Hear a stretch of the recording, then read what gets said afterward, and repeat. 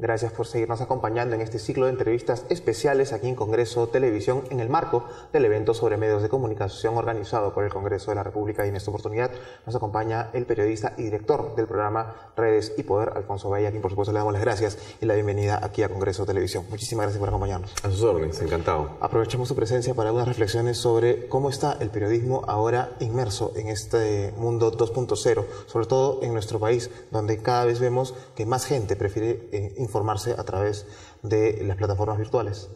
Mira, yo creo que como todo está pasando en el planeta, ¿no? La irrupción del mundo digital, la irrupción de las comunicaciones, la modernización de, digamos, el tema digital también abarca el periodismo y también abarca, digamos, la manera como los ciudadanos se informan, ¿no?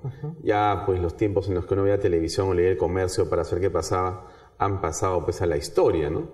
Hoy día mucha gente no abre nunca el comercio y lo lee de su teléfono celular. Y por último, lo que dice el comercio a veces es noticia pasada, aunque tú compres el periódico hoy en la mañana, porque ya pasaron entre que cerraron su edición y publicaron 20 cosas que han cambiado el escenario. Entonces, la velocidad de la información es un tema bien interesante. Yo creo que se abren perspectivas muy buenas, sobre todo para los ciudadanos, ¿no? Es decir, tú puedes contrastar los grandes temas con múltiples fuentes usando los medios digitales. Entonces ya no existe el predominio, el dominio de un medio determinado sobre la cantidad de ciudadanos que antes existía, ¿no? O sea, el poder que tiene un periódico o un canal ya no es como el que tenía hace 20 años. Se ha democratizado la información y la comunicación. Y los ciudadanos más bien siguen a influenciadores.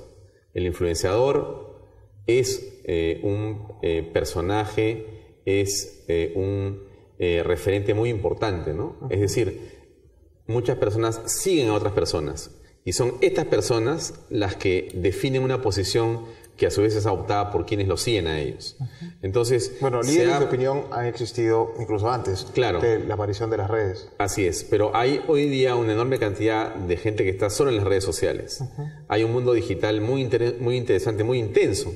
Hay debates de enorme velocidad y hay muchas cosas que no pasan al mundo del periódico o de la televisión y de la radio, que se quedan en el mundo digital porque es ahí donde ha surgido la discusión y es ahí donde se está produciendo el debate y ahí va a morir seguramente también.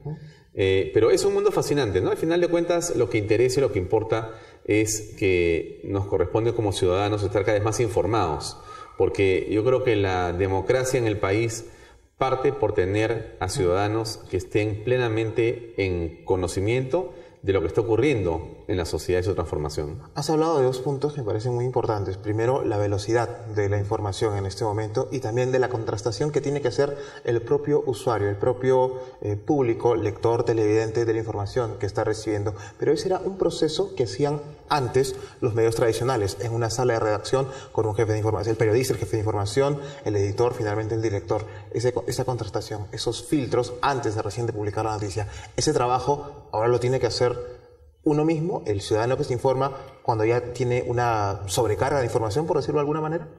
Mira, yo creo que el ciudadano lo que hace hoy día es seguir a otras personas, ¿no?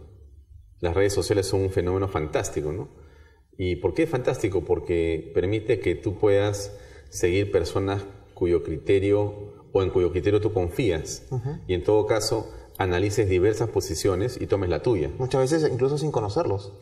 Claro, bueno, sin conocerlos digamos personalmente, pero los conoces solamente en el mundo virtual, ¿no? O sea, has escuchado o visto que otro le ha dado like, por ejemplo, a un comentario de un determinado blog y ese blog te parece que comienza a ser interesante para ti, lo puedes seguir por su opinión o puedes discrepar.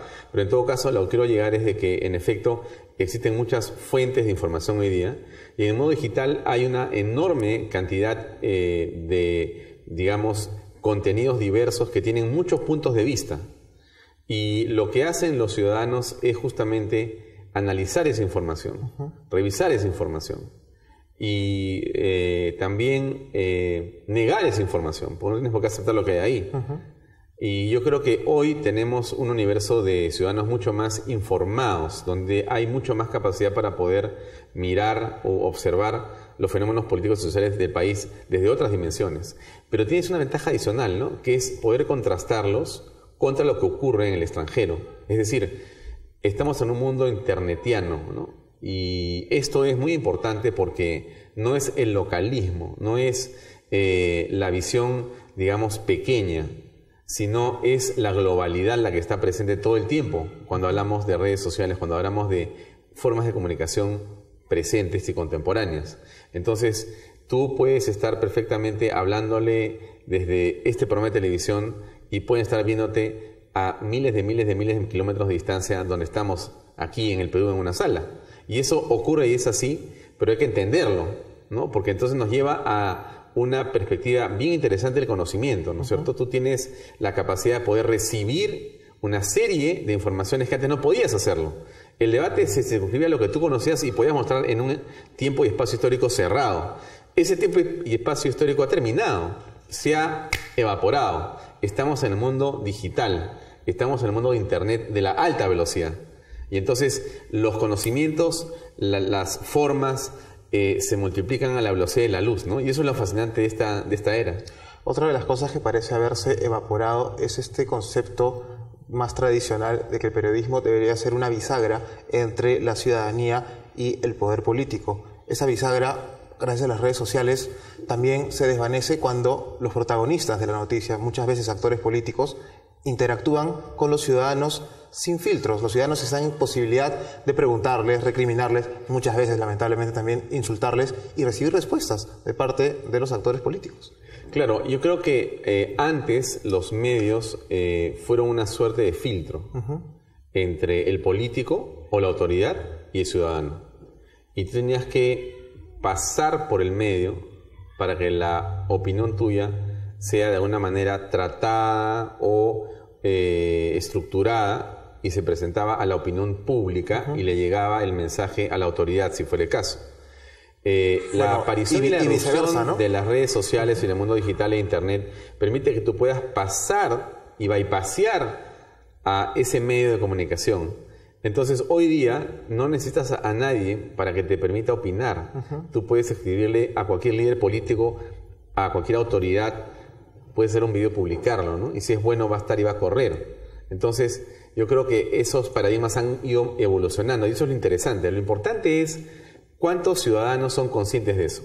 Cuántos peruanos entienden que el camino de hacer que el Estado tenga más sentido es conectándose por las redes sociales, es opinando de manera constructiva, es haciendo causa común sobre temas fundamentales, es criticar pero de manera organizada. O sea, hay que hacer que las redes sociales tengan un sentido que permita que el Perú mejore y trascienda.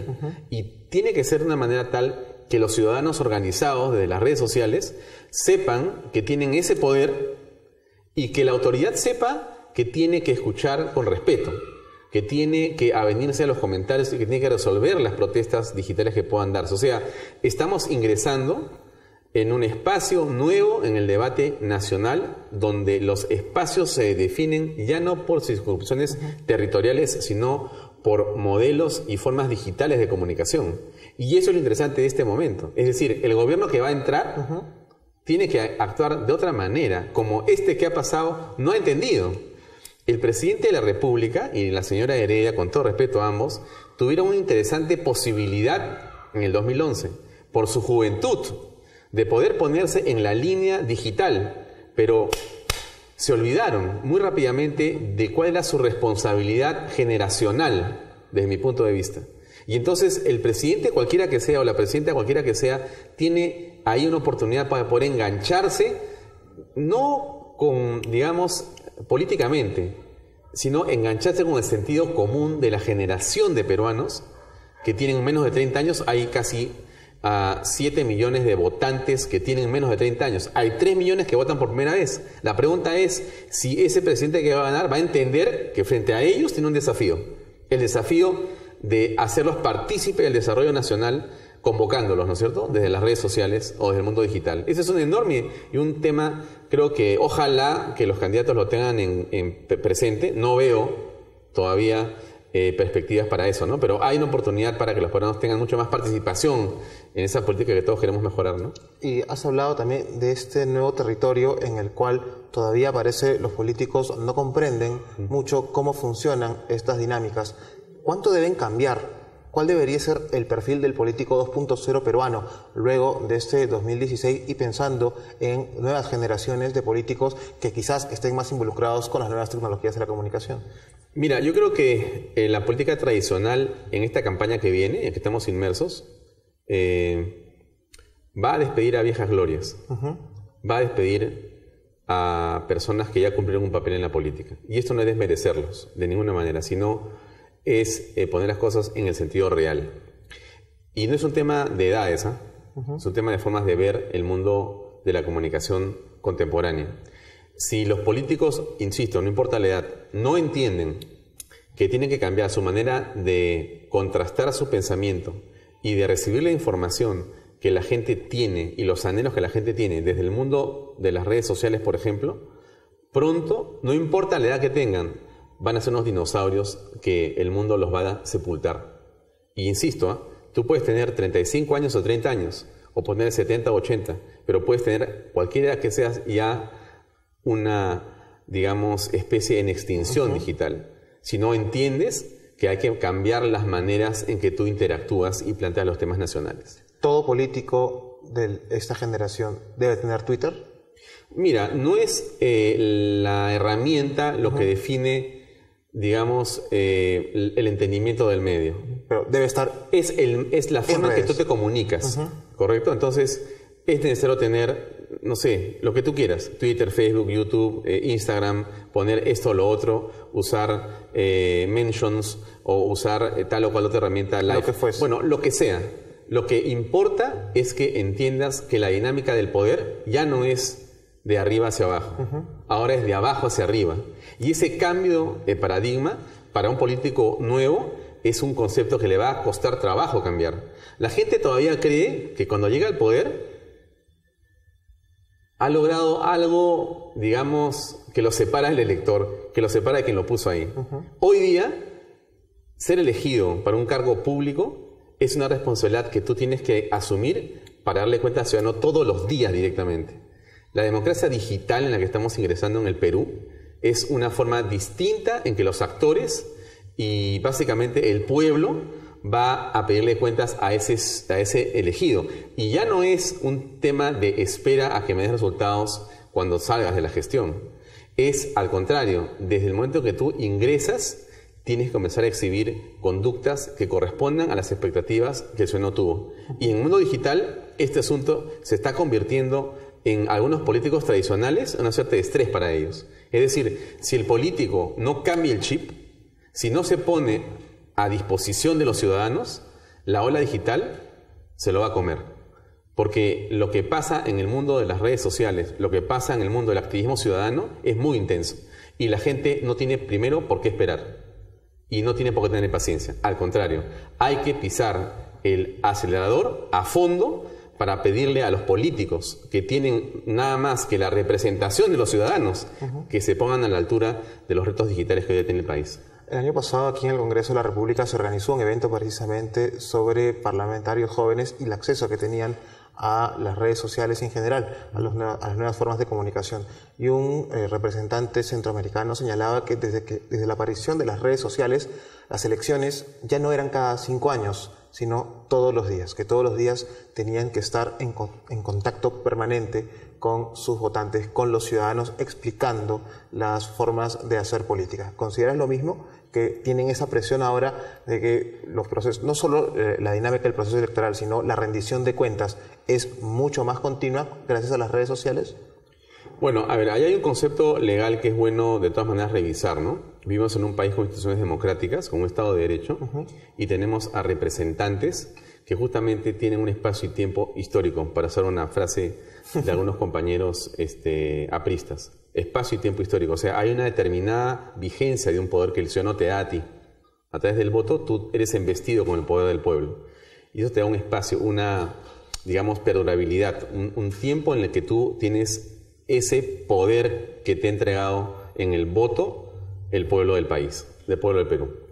Bien, ese es un hecho que es importante entenderlo, porque si no, creemos que la democracia puede ventilarse todos los días. No es así. Las elecciones lo que hacen es señalar hitos, a través de los cuales la acción del Estado va a tener una perdurabilidad determinada. Es decir, a través del punto A en el tiempo al punto B en el tiempo, y ese es el tiempo en el que ha sido elegido por ese pueblo. Tú rindes cuentas por ese espacio, no todos los días. Ese es un tema, digamos, conceptual. Pero ¿qué pasa en el día a día de la política contemporánea? Una política, digamos, moderna requiere legitimación permanente. Y una opinión pública informada y atendida es un espacio fantástico para poder imponer o para poder desarrollar políticas públicas del nivel más interesante para la sociedad. Y entonces ahí sí ocurre que tú ves una oportunidad. Y la oportunidad es poder usar estos medios digitales para poder llegar a las personas, para poder conversar con ellas, para poder entender cuál es su proceso, su real necesidad. Y a partir de eso, las traes y las acoges. Y creas con ellos espacios de opinión en las redes sociales, en el mundo digital, y de ahí los traes al mundo real. Porque aquí lo que tenemos que entender es que hay espacios en que se complementan los esfuerzos de todos los ciudadanos y las autoridades, que es la realidad con la virtualidad. No son espacios desconectados, son totalmente conectados. La pregunta es si la autoridad entiende que su labor está en justamente encontrar, extraer, visualizar, identificar esa necesidad y cómo poder guiar el ímpetu del ciudadano para hacerlo y convertirlo en una ley o convertirlo en una ejecución presupuestal que permita ayudar a personas en tal o cual condición. Y eso es lo que a veces no ocurre. Ocurre que el político se distancia. El político a veces se olvida de para qué y por quién fue elegido. Y eso es un error. Un error que el ciudadano no está dispuesto a esperar como esperaba hace 20 o 30 años, que te elegía o no te reelegía en 5 años. Hoy día es lo interesante del mundo digital, del mundo de las redes sociales, del mundo de la contemporaneidad, que si tú no te pones las pilas como autoridad en primera, vas a tener un bullying en las redes sociales muy duro. Y eso es muy bueno.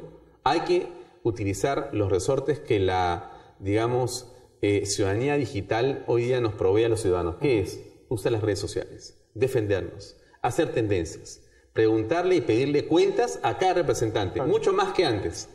Y los organismos del Estado como este tienen la obligación de ponerse al servicio del ciudadano con información lo más fácil de identificar, porque no hay peor, digamos, autoridad que aquella que te da una cifra o te da un conjunto de cifras para que tú deduzcas qué hay adentro. Que también es un error muy común entre los políticos que están ingresando a las redes sociales. Creen que el lenguaje es el mismo de hace 20 años y con colgar un PDF indescifrable están cumpliendo con una necesidad de comunicación cuando también es importante que entiendan el lenguaje de una nueva plataforma. Yo creo que es indispensable que el, digamos, representante del pueblo, cualquiera sea su, digamos, espacio, un parlamentario, un ministro, un viceministro, un presidente de la República o personas que están colaborando con ellos, entiendan que la dinámica de la comunicación política y la rendición de cuentas ha cambiado en el mundo. Si alguien está pensando que va a poder gobernar como lo ha venido haciendo el gobierno que termina, es un error. Creo que el presidente Humala, con todo el respeto que merece la investidura del presidente de la República, perdió una gran oportunidad para, justamente por su edad, por tener a una mujer tan joven, perdió la oportunidad de poder usar los espacios digitales para poder convocar a los peruanos en las reformas importantes. Lo dejó. Y entonces, si alguien puede hacerlo, es un nuevo gobierno, porque tiene, digamos, justamente las cartas blancas para poder iniciar un proceso de cambio en la política. Pero si pierden otra vez la oportunidad para hacer cambios desde el mundo digital, sería lamentable para el país. Yo creo que ahí, cualquiera que sea, la que sea o el que sea elegido, lo que sí tenemos es los peruanos la obligación de utilizar las herramientas digitales para recordarle a ese gobernante que o cambia la manera de hacer las cosas o cambia la manera de hacer las cosas. Y además herramientas virtuales que dan un salto a la realidad en convocatorias que precisamente se inician en redes sociales y que luego se convierten en marchas multitudinarias. Lo hemos visto en ejemplos como la marcha contra la denominada Ley Culpín o incluso también contra la denominada Televisión Basura, que nacieron de iniciativas en las redes sociales, o que por lo menos ahí se empoderaron. Claro, el mundo digital tiene esas, digamos, particularidades. Pero, ¿qué es lo importante? Mira, a propósito de lo que señalas, ¿no? ¿Cómo convertimos la protesta en propuesta? Porque si nos quedamos en la protesta digital o en la protesta en las calles, con pancartas, no hemos avanzado. Mira, la primavera árabe, lo que pasó en el sudeste asiático fue un espacio de protesta popular muy interesante, que sacudió el mundo entero y que trajo gobiernos, no políticas públicas, gobiernos enteros cayeron. La pregunta es, después de 5 o 6 años, ¿qué cambió en esencia? Casi nada. O sea, derrocamos gobiernos, sacamos personas, hicimos cambios fundamentales en la sociedad, se cambió esquemas de poder gigantescos, o aparentemente, pero eso tuvo un resultado en la práctica para la persona de a pie, no. Y entonces se producen frustraciones digitales. La gente dice, esto no funciona otra vez. Claro, cuando nuevamente las personas creen que por protestar o por hacer like ya ha sido suficiente. Exacto. No nos equivoquemos. Yo sé que este canal lo ve mucha gente que está en un mundo digital, estoy seguro de eso. Bueno, aprendamos. No se trata de darle like, ni de comentar solamente. Hay que participar de otra manera en la política. No necesariamente en los partidos políticos, pero tienes que hacer tendencias en las redes sociales. O sea, buscar colectivos ciudadanos que tengan ideas y propuestas y que a partir de esas ideas y propuestas tú puedas proponer políticas públicas, pero hay que hacerlo. Lo que no puede pasar es que tú te quedes creyendo que porque juntaste a 1000 personas en una plaza, tómate la foto y lo hiciste. No es así, esa no es la manera. Digamos, ese es uno de los ítems, ¿no es cierto? Pero lo más importante es que esa protesta se convierta en una propuesta que permita que las cosas cambien en el país. Si no, nos vamos a quedar haciendo likes y eso va a ser realmente una frustración, ¿no? Alfonso, muchísimas gracias por habernos acompañado en este espacio de Congreso Televisión. Nos despedimos aquí. Yo soy Jorge Álvarez. Hasta una próxima oportunidad.